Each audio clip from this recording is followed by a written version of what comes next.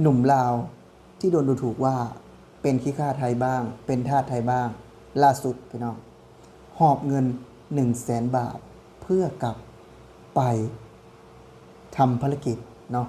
ซื้อที่ซื้อทางไปกับบอจับเมื่อวานนี้พี่น้องบอยอดดีใจแทนน้องทรายเพิ่นเนาะเดี๋ยวบอยอดจะพาทุกคนไปเบิ่งคลิปจักหน่อยแล้วเราจะมาพูดตื่มกันอีกทีนึงพี่น้องฮู้ซึกเป็นแบบใดบ่น้อยฮู้ซึกแบบใดการู้สึกว่ามื้อนี้มื้อที่บ่น้อยปลดปล่อยเพราะว่าที่ผ่านมานี่บ่น้อยเก็บกดตลอดอ่าอยู่ห้องเซาน้อยๆกินมาม่าปลากระป๋องเนาะแล้ววันนี้หั่นสตอรี่ของแต่ละคนน่ะเที่ยวผับเที่ยวบาร์เที่ยวสถานที่งามๆแต่บ่น้อยหั่นอยู่ในห้องเซาน้อยๆกินมาม่ากระป๋องปลากระป๋องคนก็มักว่าดูถูกว่าไปเป็นขี้ขาเป็นจังได๋ม่วนบ่คือกินแบบนี้คืออยู่แบบนี้คือใช้ชีวิตแบบนี้เสื้อผ้าราคาถูกๆห้องเซาราคาน้อยๆราคาบ่แพงคือใช้ว่าไปเป็นขี้ขาแล้วสะดวกสบายคือบ่ได้สะดวกสบายเนาะบ่น้อยก็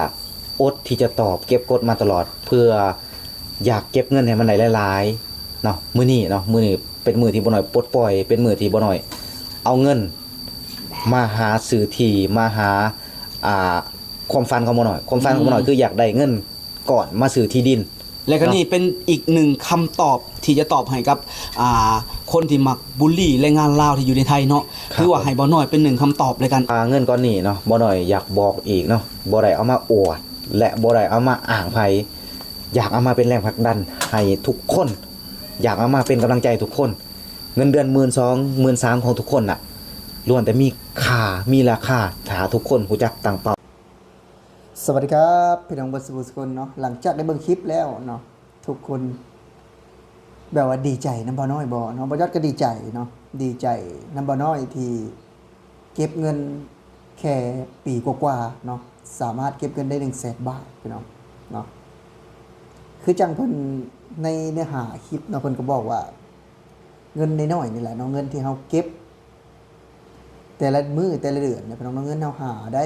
เดือนละ10,000 กว่าบาทนี่แหละที่เพิ่นเก็บได้เนาะที่เพิ่นมีเงินเก็บมี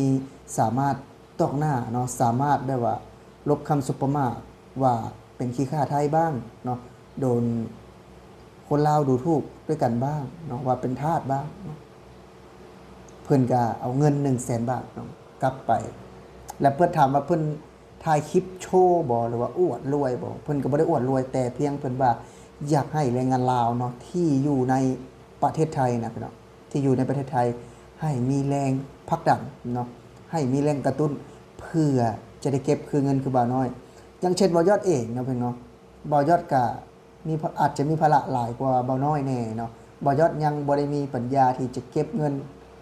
ปีละ100,000 บาทนะบ่าวยอดเว้าได้เลยเนาะถือว่าบ่าวน้อยก็เป็นคนที่เก่งเนาะเป็นน้องชายคนหนึ่งที่แบบว่าเก่งในการหาเงินเนาะในการเก็บเงินเพิ่นว่าเพิ่นเก็บเดือนละ8,000 บาทเป็นน้องเดือนละ 8,000 บาทเพิ่นเก็บเนาะถือว่าบ่ยอดก็ดีใจเนาะดีใจที่น้องชายเพิ่นมุ่งมั่นเนาะมุ่งมั่นที่จะเก็บเงินเพื่อลบคำสบประมาทเนาะว่าได้อะไรบ้างเนาะได้เงินจริงไหมเนาะไม่มีเงินกินเนาะอยู่แบบอดๆยากๆเนาะเราเห็นว่าสิ่งที่เราใฝ่ฝันมานั่นก็คือแบบว่าการที่เราอดมื้อกินมื้อเนาะกินแบบไม่ได้กินหรูหรากินแบบพอเพียงเนาะกินที่เราเคยกินอยู่บ้านเราเนาะสุดท้ายเนาะเก็บเงินได้100,000 บาทเนาะคือจังเป็นอีกหนึ่งตัวอย่างนะให้เขาเห็นว่าคนมาทำงานในประเทศไทยเนาะเราควรเอาบ่าวน้อยเนี่ยเป็นแบบอย่างนะเนาะเพราะว่าคนดูถูกบ่าวน้อยปากเซเนี่ยถือว่าเยอะมากนะในช่วง1 ปีที่ผ่านมาเนาะ1 ปีที่ผ่านมาที่บ่าวน้อยมีข่าวเนาะที่เขาออกมาทำคลิปเนาะบอกว่ารายได้ในประเทศไทยเนาะ20 กว่าล้านเนาะภายในเดือนเดียวทำงาน2 คนเนาะคือเขาทัวร์ลงเยอะมากตอนนั้นเนาะแต่วันนี้เราเป็นว่าเขาเอาแรงกดดันเนาะเหล่านั้นที่โดนดูถูกเนาะโดนเหยียดเขาสามารถ ตอบโจทย์ได้สามารถเก็บเงินเนาะแล้วจะมาซื้อที่แต่น่าเสียดายเนาะพี่น้องเนาะแต่น่าเสียดายที่เงิน100,000 บาทนั้นไม่ได้ซื้อที่เนาะเพราะว่าเขาไปดูที่เนาะกับเบาแจ๊บเบาโบเบาน้อยเองไม่ถูกใจเนาะเขาก็เลยตั้งคำถามอีกขึ้นมาว่าจะเอาเงินเนาะเรานั้นไปทำอะไรเนาะว่าจะไปแลกเป็นเงินกีบเนาะเพื่อไปฝากธนาคารดีไหมเนาะหรือว่าจะไปซื้อเป็นทองคำเนาะแล้วมาเก็บไว้อันนี้เป็นตั้งคำถามอยากให้ทุกคนคอมเมนต์เข้ามาในจุดๆนี้ว่าควรจะเก็บไว้เนาะลักษณะแบบไหนเป็นเงินกีบหรือว่าเป็นทองคำแท่งเนาะอันนี้คือถ้าหากว่าทุกคนคิดได้เห็นอะไรกับคอมเมนต์มาเบิ่งเนาะคือจังบ่ยอดเองกะเป็นคนหนึ่งเนาะที่มาทำงานไทยแต่ก็ยังบ่สามารถที่จะมีเงินเก็บว่าซั่นซะคือบ่าวน้อยปักเซได้เนาะแน่นอนว่าภาระหน้าที่หรือแม้กระทั่งว่าการใช้จ่ายเนาะทุกคนก็บ่คือกันเนาะถือว่าบ่าวน้อยเป็นคนที่เก่งมากๆเนาะเพียงระยะปีกว่าๆสามารถเก็บเงินได้100,000 บาทเนาะอันนี้บ่ยอดขอชื่นชมเนาะขอชื่นชมน้องทรายที่เก็บเงินได้เนาะจังว่าเมื่อวานก่อนเนาะประมาณ2 วันที่แล้วเพิ่นก็ส่วนบ่ยอดเนาะว่าเดินทางกลับบ้านบ่เนาะแต่ว่าบ่ยอดคือมีภารกิจหลายเนาะแล้วมี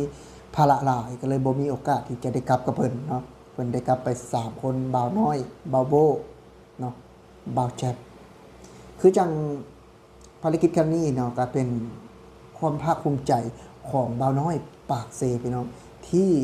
ลบคำสบประมาทเนาะจากการมาทำงานในประเทศไทยพี่น้องเนาะบางคนบอกว่าไม่มีข้าวกินเนาะไม่มีรายได้เพียงพอแต่วันนี้บ่าวน้อยเขาก็ทำให้เห็นแล้วว่าการที่เรานี่แหละเงินรายได้400-500 บาทนี่แหละที่ได้เงินแสนน่ะเขาก็เก็บจากเงินตรงนี้แหละเนาะถ้าหากว่า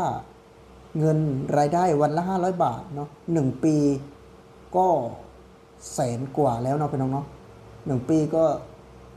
150,000 160,000แล้วเนาะ1 ปีก็แต่นี่บ่าวน้อยเขาเก็บเงินปีกว่าๆเนาะ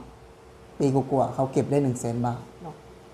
ถามว่าเขาเก็บทุกกี่ทุกบาททุกตังค์ไหมเขาก็มีซื้อกินบ้างเนาะมีจ่ายค่าห้องบ้างเนาะแน่นอนพี่น้องแน่นอนคือว่าถ้าคนรู้จักเก็บเนาะ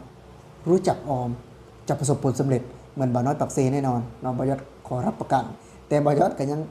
ถามว่าบ่าวยอดสิเก็บได้คือบ่าวน้อยปักเซบ่าวยอดก็เบ้าตรงๆเลยว่าบ่าวยอดน่าจะ